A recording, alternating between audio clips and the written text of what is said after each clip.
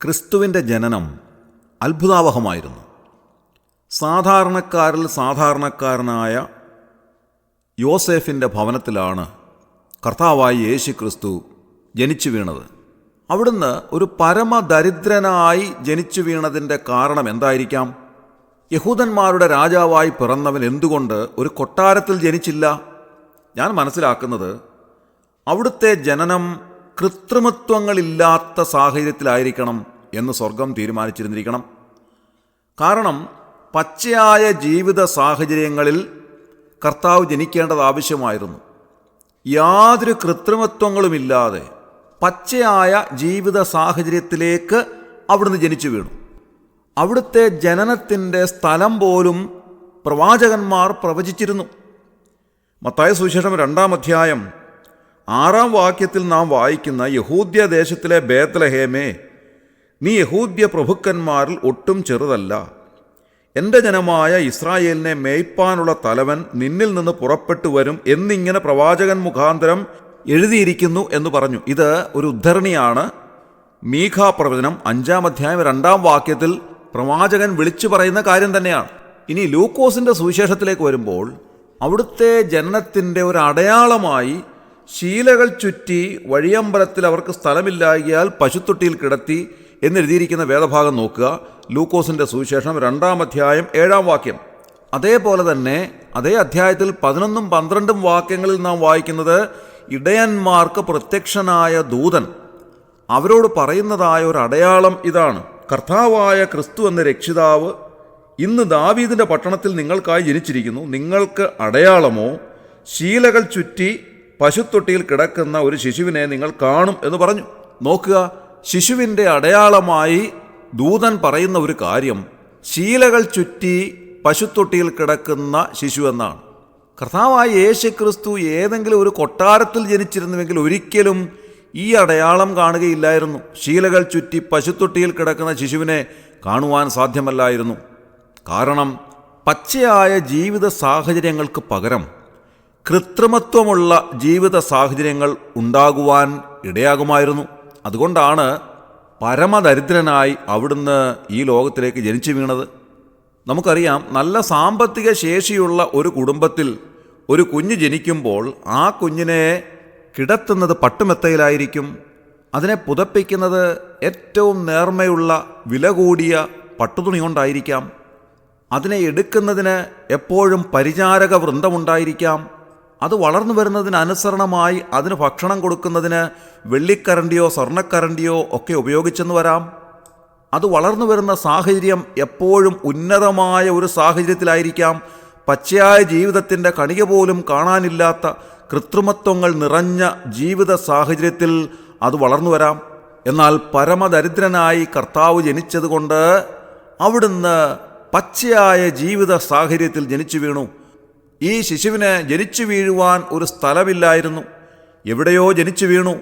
വഴിവക്കിൽ എവിടെയോ ആയിരിക്കാം.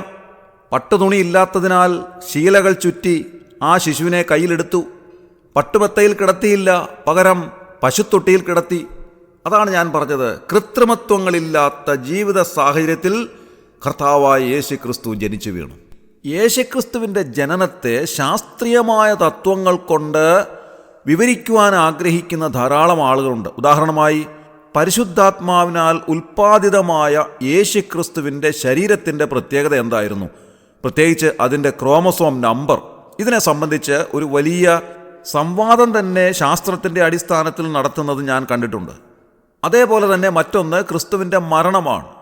എങ്ങനെയായിരിക്കാം കർത്താവ് മരിച്ചത്? അതായത് അദ്ദേഹം അനുഭവിച്ച ശാരീരിക പീഡനങ്ങൾ നിമിത്തം രക്തം വാർന്ന് അദ്ദേഹം മരിക്കുകയായിരുന്നുവോ, അതോ അദ്ദേഹത്തിന് അവസാനമായി ഒരു ഹാർട്ട് അറ്റാക്ക് വന്ന് മരിക്കുകയായിരുന്നു? അദ്ദേഹം അനുഭവിച്ച മാനസിക വ്യഥ നിമിത്തം ഒരു സ്ട്രോക്കുണ്ടായി മരിക്കുകയായിരുന്നു? ഇങ്ങനെയൊക്കെയുള്ള മെഡിക്കൽ സംവാദങ്ങളും ഞാൻ കേട്ടിട്ടുണ്ട്. എന്നാൽ യേശുക്രിസ്തുവിൻ്റെ ജനനവും ജീവിതവും മരണവും ദൈവിക പദ്ധതിയിൽ സംഭവിച്ച കാര്യമാകയാൽ അതിനെ മാനുഷികമായ തത്വങ്ങൾ കൊണ്ടോ ശാസ്ത്രീയമായ നിയമങ്ങൾ കൊണ്ടോ സ്ഥാപിച്ചെടുക്കുക അസാധ്യമാണ്. ദൈവാത്മാവിൽ വിരചിതമായ ദൈവവചനം നമ്മോടെന്താണോ പറയുന്നത് അത് അതേപടി വിശ്വസിക്കുക എന്നുള്ളതാണ് ദൈവം നമ്മെ സംബന്ധിച്ച് ആഗ്രഹിക്കുന്നത്. ദൈവം ചെയ്ത കാര്യത്തെ ശാസ്ത്രീയമായ നിയമങ്ങളിലൂടെ തെളിയിക്കേണ്ടുന്ന ആവശ്യം ദൈവത്തിനില്ല. കർത്താവായ യേശുക്രിസ്തുവിൻ്റെ ജനനത്തിലോ ജീവിതത്തിലോ മരണത്തിലോ കൃത്രിമമായ എന്തെങ്കിലും ഒരു കാര്യം ഉപയോഗിച്ചതായി കാണുന്നേയില്ല. നാം നമ്മുടെ ജീവിതത്തിൽ എന്തെല്ലാം കൃത്രിമ സാധനങ്ങൾ ഉപയോഗിക്കുന്നു. പഴയ കാലങ്ങളിൽ ഉപയോഗിച്ചിരുന്ന സോപ്പ്, ചേപ്പ്, കണ്ണാടി എന്നിവയിൽ തുടങ്ങി അത്യാധുനികമായ സൗന്ദര്യ സംവർദ്ധക സംവിധാനങ്ങൾ ധാരാളം ഉപയോഗിക്കുന്ന ആളുകൾ ഇന്നുണ്ട്. ദൈവവചനം വളരെ കൃത്യമായി നമ്മോട് പറയുന്നതായ ഒരു കാര്യം, യേശുക്രിസ്തു ജനിച്ചത് പരമദരിദ്രനായിട്ടാണ്. കാരണം കൃത്രിമത്വങ്ങളില്ലാത്ത ജീവിത സാഹചര്യങ്ങൾ അവിടുത്തെ ജനനത്തിന് ആവശ്യമായിരുന്നു. അതുകൊണ്ട് തന്നെ ഏറ്റവും ലളിതമായ ദരിദ്രമായ ജീവിത സാഹചര്യങ്ങളിലേക്ക് ജനിച്ചു വീഴുവാൻ സ്വർഗം അവിടുത്തെ അനുവദിച്ചു. ഒരു തച്ചൻ്റെ മകനായിട്ട് അവിടുന്ന് അറിയപ്പെട്ടു. താൻ 12-ാമത്തെ വയസ്സു മുതൽ 30-ാമത്തെ വയസ്സുവരെ നസറേത്തിൽ തൻ്റെ ഈ ലോകത്തിലെ മാതാപിതാക്കൾക്ക് കീഴടങ്ങിയിരുന്നതായി ലൂക്കോസിൻ്റെ സുവിശേഷം 2-ാം അധ്യായം 51-ാം വാക്യത്തിലും 4-ാം അധ്യായം 16-ാം വാക്യത്തിലും രേഖപ്പെടുത്തിയിരിക്കുന്നു. അവിടുന്ന് തൻ്റെ ശിഷ്യന്മാരായി തിരഞ്ഞെടുത്തത് ഏറ്റവും സാധാരണക്കാരായിട്ടുള്ള ആളുകളായിരുന്നു. പലപ്പോഴും അവിടുന്ന് നമ്മെപ്പോലെ ദാഹമുള്ളവനായി തീർന്നു, വിശപ്പനുഭവിക്കുന്നവനായി തീർന്നു, കൈസർക്ക് കരം കൊടുക്കുന്നതിന് പോലും നിവൃത്തിയില്ലാത്തവനായിരുന്നു എന്നും തിരുവെഴുത്ത് രേഖപ്പെടുത്തിയിരിക്കുകയാണ്. എന്നാൽ 12-ാമത്തെ വയസ്സിൽ ദേവാലയത്തിൽ ഉപദേഷ്ടാക്കന്മാരുടെ നടുവിലിരുന്നു കൊണ്ട് അവരോട് സംവദിക്കുമ്പോൾ അവിടുത്തെ വാക്കിലും ഉത്തരങ്ങളിലും അവർക്ക് വിസ്മയമുണ്ടായി. ലൂക്കോസിൻ്റെ സുവിശേഷം 4-ാം അധ്യായം 16-ാം വാക്യത്തിൽ നാം വായിക്കുന്നത്, തൻ്റെ പതിവ് പോലെ പള്ളിയിൽ ചെന്ന് വായിപ്പാൻ എഴുന്നേറ്റ് നിന്നു. യെശയ്യാപ്രവാചകന്റെ പുസ്തകം അവന് കൊടുത്തു. അവൻ പുസ്തകം വിടർത്തി ദരിദ്രന്മാരോട് സുവിശേഷം അറിയിപ്പാൻ കർത്താവിനെ അഭിഷേകം ചെയ്യുകയാൽ എന്ന് തുടങ്ങിയുള്ള ഭാഗങ്ങൾ വായിക്കുമ്പോൾ വാസ്തവത്തിൽ അവിടുന്ന് ലോകപ്രകാരം ദരിദ്രന്മാരായവരോടും അറിവിൽ ദരിദ്രന്മാരായവരോടും ആത്മാവിൽ ദരിദ്രരായവരോടും സുവിശേഷം അറിയിച്ചു എന്ന് വ്യക്തമായി തെളിയിക്കുകയായിരുന്നു. അവിടുന്ന് പരമദരിദ്രനായി ജനിച്ചുവെങ്കിലും സമൂഹത്തിലെ ഏറ്റവും ദാരിദ്ര്യം അനുഭവിക്കുന്ന ആളുകളോട് കൂടുതലായി ഇടപെട്ടു എങ്കിലും അവിടുത്തെ വാക്കുകളും പ്രവൃത്തിയും സമൂഹത്തിലെ ഏറ്റവും ഉന്നതരായ ആളുകളുടെ ഉറക്കം കെടുത്തിയെന്ന് കാണുവാൻ കഴിയും. അക്ഷരാർത്ഥത്തിൽ അവർ ഭയവിഹ്വലരായി തീർന്നു. സമൂഹത്തിലെ സാധാരണ ആളുകളോട് കൂടെ ചരിച്ചുവെങ്കിലും സമൂഹത്തിലെ ഏറ്റവും ഉന്നതരായിട്ടുള്ള കൈസർ, പീലാത്തോസ്, ഹെരോദാവ്, അതുപോലെ തന്നെ യഹൂദ മതത്തിൻ്റെ മേലധ്യക്ഷന്മാർ എന്നിവർക്കെല്ലാം യേശുക്രിസ്തു ഒരു പേടി സ്വപ്നമായി മാറി. അവിടുത്തെ ജനനം കൊണ്ട് അവിടുന്ന് ഏറ്റവും താണപടിയിലേക്ക് ഇറങ്ങി വന്നു. അവിടുത്തെ ജീവിതം കൊണ്ട് അതുപോലെ തന്നെ അവിടുന്ന് വീണ്ടും താണപടിയിലേക്ക് വന്നു.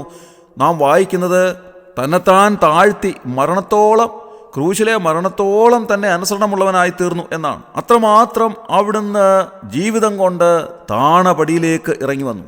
അതുകൊണ്ട് ദൈവവും അവനെ ഏറ്റവും ഉയർത്തി സകല നാമത്തിനും മേലായ നാമം നൽകി.